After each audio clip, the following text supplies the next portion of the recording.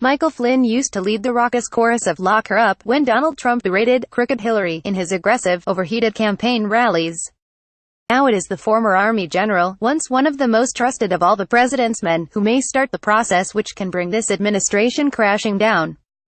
Mr. Flynn's plea of guilty at a federal charge of lying to the FBI is more serious than the indictment of Mr. Trump's former campaign manager Paul Manafort. This is someone admitting to a felony who was no less than the National Security Advisor, privy to the most sensitive secrets, in a position to do grave damage to national security.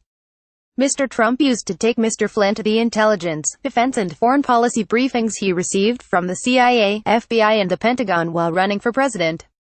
And, as National Security Advisor, Mr. Flynn would have direct access to the classified information when his man was in the White House. One key line of Special Counsel Robert Mueller's investigation would be whether any of the material was compromised by clandestine contact with the Russians. Crucially, the indictment of Mr. Flynn puts former FBI Director Mr. Mueller's investigation inside the White House, and not just on the campaign trail as had been the case with Mr. Manafort. Very little has been released so far from the special counsel's team about the charges. But the document does indicate that the investigation is focusing on how the former National Security Advisor's liaison with the Russian ambassador, Sergei Kislyak, could have influenced presidential policy. We now know, from Mr. Mueller's office, that Mr. Flynn had talked to Mr. Kislyak about Russia's response to sanctions imposed by the outgoing Obama administration and the course of action the Kremlin may take at the United Nations. He has now admitted lying to the FBI about these conversations, indicating his apprehension about details coming out. We also know that Mr. Flynn was not flying solo in the Mr. Trump camp in his dealings with Moscow.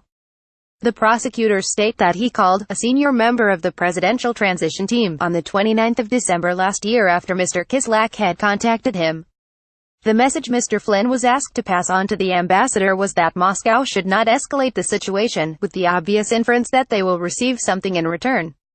The Russians duly obliged. Mr. Trump tweeted the next day, "Great move on delay by V. Putin.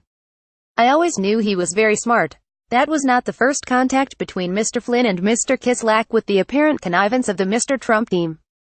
A week earlier, on the 22nd of December, prosecutors say that a very senior member of the presidential transition team personally directed Mr. Flynn to approach a number of countries to delay or defeat a UN Security Council resolution on Israeli settlements.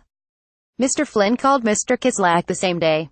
On this occasion the ambassador could not help, however, and the resolution passed with 14 votes in favor and the U.S. abstaining. All this is emerging with the background of Mr. Trump and his team repeatedly denying that there had been any coordination with the Russians during and after the presidential campaign, and this denial has continued even as evidence began to surface of almost 20 meetings between the two sides.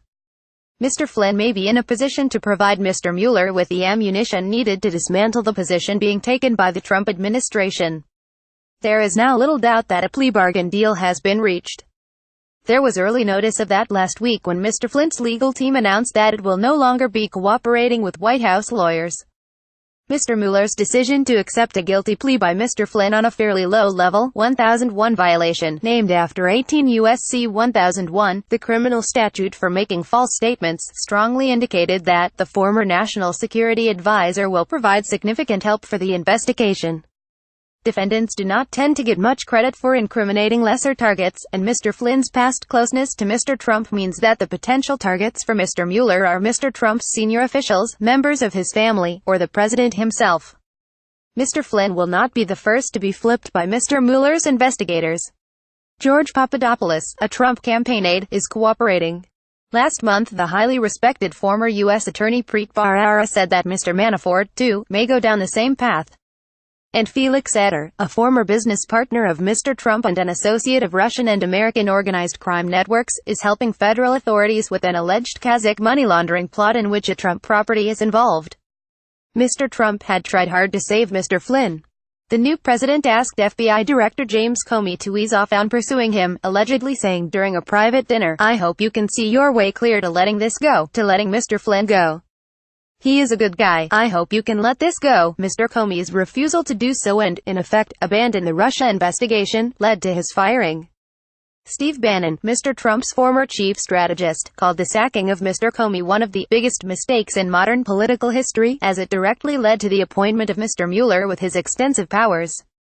Mr. Trump now waits to see just how damaging this mistake will be for his presidency as the net begins to close in around him. Reuse content.